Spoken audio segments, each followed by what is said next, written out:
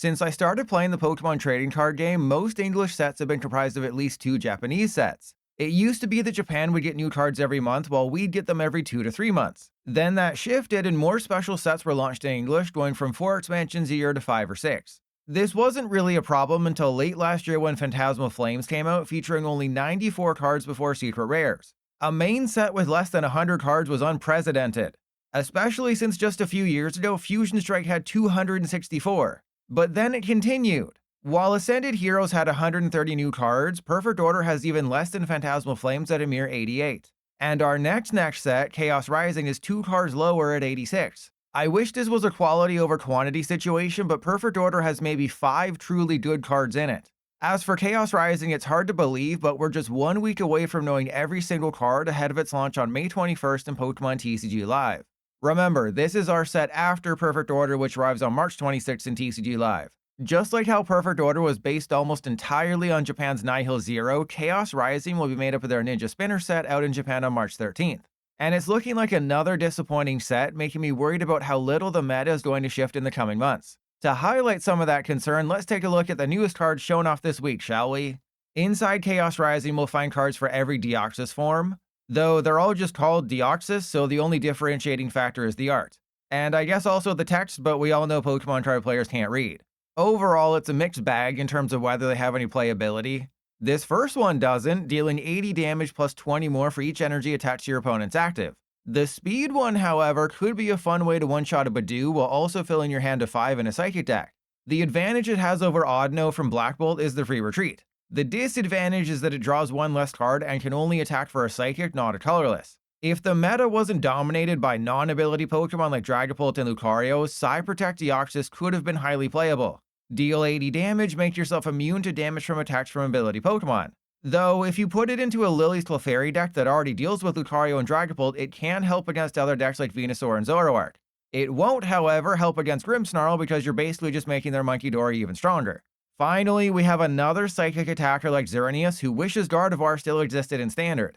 If Psyspear Deoxys has 5 energy attached, 3 of which are Psychic, it does 120 damage to their active plus 120 damage to someone on the bench. Basically, it has the same attack as Amazing Rare Raikou, for 5 energy.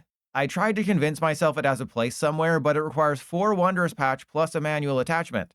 If Experience Share still existed in Standard, I could swing it like my neighbor's wife. Instead, it just seems way too hard to pull off unless Mega Float with Smoochum and Wondrous Patch becomes a thing. Basically, out of 4 new Deoxys cards, I can't point to a single one and say it's clearly playable out of the pack. For another disappointing legendary potentially coming in Chaos Rising, we have Keldeo. Maybe it could slot into a Mega Frost/Starmie deck as an early attacker, but that's about it. For a single water, Penetrate does 20 damage to their active plus 20 more to one of their bench Pokemon. Then for 2 water, it does 70 damage and sends an energy to someone on your bench. I mean, I guess that's okay. Badoo's still probably better to shut off their items for free. Though when Mega Frostlass and Mega Starmie attack for 1 water each, being able to pass one around isn't a bad idea. Or there is potential with Mega Greninja and Surfing Beach since you can Mortal Shuriken once, then penetrate a Dreepy to knock it out. You know what? I take it back. Despite being overall disappointing, Keldeo has some potential. Meanwhile, just like Alakazam, Ampharos is another card that will have you scratching your balls, wondering why TCG Live shows the number of cards in your opponent's hand but not your own.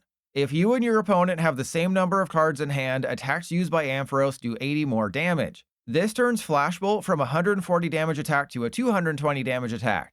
The downside is it can't attack again the following turn. But the odds of you surviving are low, so it's not a big deal. Obviously, you can use something like Judge to give each player 4 cards, activating Synchro Pulse. And if you want to play some of those cards you get, Fezandipity helps add 3 more cards, meaning you will have to do some math. I'm just not sure 220 damage on a stage 2 that either requires Crispin or Electric or Counter Gain to attack is necessarily good. That is unless you're able to knock out Fezandipity, Meowth, and like a Teal-Masked Ogerpon for game, but that would require a lot of gust. There is a chance that Mareep or Flaffy we get in Chaos Rising have a better attack Ampharos can copy thanks to Relicanth, but we'll have to wait a week to find out. Oh, and there's also apparently a Litleo coming in Chaos Rising, which means a possible Mega Pyroar. Yeah, needless to say, with the full reveal of Chaos Rising in a week, I'm very worried about our next set. While we haven't officially seen them yet, we know from the leaks that Mega Dragalge EX, Cinccino EX, Crobat, and Roxy's Performance are coming as well. I'm cautiously optimistic about Dragalge. Its first attack, Corrosive Liquid, is basically a repeatable megaton blower for any 2 energy, discarding all their tools and special energy. This means it can theoretically slot into any deck running Crispin or Counterdane. You just, have to weigh the pros and cons of a 3-prize liability versus the usefulness of simply having Enhanced Hammer and Jamming Tower instead. But with seemingly every type getting their own special energy and Telepath energy being so strong, Corrosive Liquid has a lot of playability. Then there's Pernicious Poison, which obviously poisons them, placing 16 damage counters between turns for a water and a darkness. Usually this is where I say an attack like this is bad, because they can evolve, retreat, or switch to remove the status condition. Well, evolving doesn't really matter because what pre-evo is surviving 160 damage? Retreating is the biggest concern. Every basic deck has access to Latias EX, meaning all you did was 160 damage and expose a 3-prizer. And most evolution decks can retreat for an air balloon, which is going to be everywhere since Jet Energy and Turo and Penny are gone.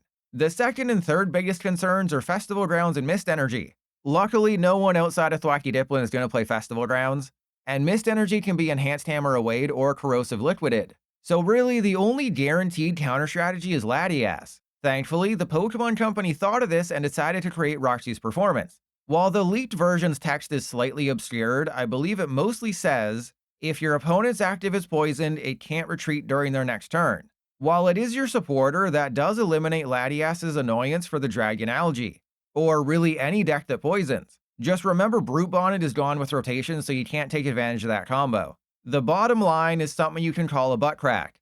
Also, Mega Dragalge is very much a wait-and-see card. If they can't do anything about the poison, it's a stage 1 with 330 hit points and no weakness, who does 320 damage for 2 energy, not activating Pheasantipity if it takes a KO. And those 2 energy are a water and darkness, so you can pair it with Frostlass and Mega Frostlass as well as Munkidori. Or maybe it turns into an energy control deck with Roxy's. Because of its potential, I'll give Mega Dragalge a hesitant 3 toes out of 5. Part of its success, ironically, will depend on it not being too successful, because then everyone will tech for the damn thing if it's tier 1. But even as a 1-1 in something like Frostlass, it could do great things. Then we have Cinccino EX. This little butthead could either be completely unplayable or the best deck in Standard. Putting Mega Hawlucha to shame, Cinccino's ability forces a coin flip when it's dealt damage by an attack. If heads, that damage is prevented. If tails, well, it has a fighting weakness and only 240 hit points. The attack, meanwhile, isn't horrible. 40 damage for each attached energy is fine, though it pales in comparison to the special role Cinccino, which is a card you might be surprised to learn isn't rotating this year. There's some good potential partners for Cinccino like Meganium and Ogerpon as well as Emboar. Hourglass is also perfect if it survives a hit or two, basically adding 40 damage after each turn. Or you could load it up with Glass Trumpet in a Terrapedos deck. But as someone who's spent way too long playing coin flip decks lately, this card isn't reliable like my number 1 booty call. It uses a coin flip to maybe survive, doesn't do a ton of damage, and has an ability so it's Frostlass fodder. Not to mention Mega Absol can just period all over it if you don't attach a Mist Energy. So while I'll definitely make a video on this card where I never flip heads, the luck-based nature means it won't see heavy play in tournaments. I mean, this isn't TCG Pocket. Speaking of Pocket, can we please stop with all these coin flip cards in the main game? It felt like that's all I was doing with Ascended Heroes. Between Mega Hawlucha, Heliolisk, Larius the Dunsparce, and Dustox, I flipped way too many coins, yet none of them felt strong. This mechanic was already starting to show its age, and now it's becoming far too overused. The TCG should be about skill, not a 50-50 chance. Case in point, if you take a look at the latest Perfect Order tier list from Japan, there isn't a single deck in the top 13 that relies on a coin flip. It's all about strategery, or more accurately, playing Dragapult and knowing you'll always get the cards you need when you need them. Okay, now that my rant is over, the last lead card is Crobat, who does a poor imitation of Pidgeot EX. If Crobat's in the active, you can put any card on top of your deck. So it's half of a Cypher Maniac's code breaking, except on a stage 2 that has to be up front, like me when my wife asked why there's a folder on my computer labeled taxes that's 200 gigabytes. At the very least, dark decks have access to Pecharunt, so Crobat could sneak into some lists. Or just slap an air balloon on it and Crobat becomes the perfect Pokemon to promote after someone's knocked out. Because then you can fez whichever card you want into your hand. Or Dunsparce, or I guess Gumshoes or Rapidash, though you'd have to be going through something to choose either of those ones. Just don't forget that Lilies and Judge are shuffle draw supporters, meaning if you Crobat before you use them, you have to concede in shame. It also has an attack dealing 80 damage for 1 darkness while also confusing and poisoning. At the very least, it does one-shot Munkidori. And with Perilous Jungle, Solrock's not surviving either. So Crobat could be a good way to deal with single prizers. I'm just not sure who the best partner is. Kangaskhan can already run Safer Maniac and not worry about jamming in 2 Zubat, a Golbat, 2 Crobat, and 2 Rare Candy. Zoroark could really benefit from always having what you want on top, I'm just not sure there's room in the list. And if you wanted to try it in something like Lucario, odds are you're never attacking with Crobat. Honestly, if Crobat simply put a card on top of your deck and didn't have to be in the active, it'd be perfect for Dragapult and Dracloak. But because of that unfortunate caveat, nighttime emissions might be too much work for too little in return. If we get a Mega Dark deck in the future that has built-in card draw though, I could see it being played, as Petrunt is easily the best way to make it work. Until then, I think you might be making your deck worse by trying to include it. I'll also briefly touch on the Pokemon Presents. While very little actual information was given, we are getting a 30th anniversary Pokemon TCG set. Based on the trailer, it seems like it'll be similar to Celebrations, with some older cards getting new prints but not being available for play competitively. Or they were just showing off impactful cards from the past 30 years that have nothing to do with anything. Then at the very end, they seem to show off Mew and Mewtwo potentially getting new cards. As a reminder, Celebrations had 25 cards in the main set to celebrate the 25th anniversary, then a separate classic collection. I imagine that's probably what will happen in the 30th anniversary set, but we'll have to wait for more details ahead of its potential launch in October. Elsewhere, the starters for Winds and Waves were shown off. They include a grass bird, a water lizard, and a fire dog that looks like a fox. Yeah, it kinda seems like they've run out of ideas. Though clearly Pombon is the best, and I won't hear anyone say anything different. What we as TCG players care about is that Winds and Waves won't be out until 2027. So now it all makes sense why we're getting such small sets in the Mega Evolution era, because it seems like it'll last for 2.5 years. Basically, if Winds and Waves doesn't launch until late 2027, Gen 10 won't start in the TCG until March 2028. Hopefully they do a better job next year and introduce a new gimmick to keep the game fresh, because simply adding more 3-prize megas doesn't make my feet wet. Another piece of news that appeared this week through TikTok is that the 4 pre-release promos for Perfect Order are Superior, Barbaracle, Tyrantrum, and Doublade. There's no true weak link among them, though with Tyrantrum evolving from a fossil, it could struggle even if Petrol's included. Superior seems to have the most strength since you can just load up the deck with basics and deal 120 damage every turn. And if Rosa's Encouragement's included in the kit, it can do an easy 250 damage for 3 energy. Barbaracle's success depends on who it's paired with, and Tyrantrum almost guaranteedly will have Rock Fighting Energy to give it 330 hit points. Finally, Doublade might end up being a little too weak if all they give us is a 2/2/2 line in the kit.